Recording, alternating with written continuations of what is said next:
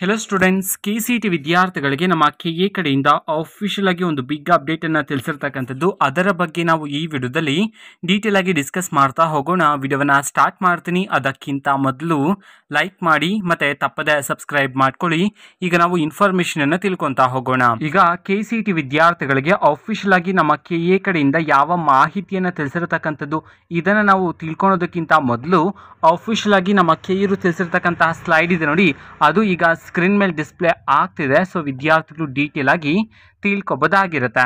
ಈಗ ಡಿಸ್ಪ್ಲೇ ಆಗಿರ್ತಕ್ಕಂಥದ್ದು official slide. ಇಲ್ಲಿ ನೋಡಿದ್ರೆ UGCET 2024 BSc ASH ಮತ್ತು BPO ಮತ್ತು BPT ಕೋರ್ಸ್ಗಳಿಗೆ ಸಂಬಂಧಪಟ್ಟಂತಹ ಫಸ್ಟ್ ರೌಂಡ್ ಆಪ್ಷನ್ ಟಿ ಲಿಂಕನ್ನು ಈಗ ಬಿಡುಗಡೆ ಮಾಡಿರ್ತಕ್ಕಂಥದ್ದು. ಓಕೆನಾ.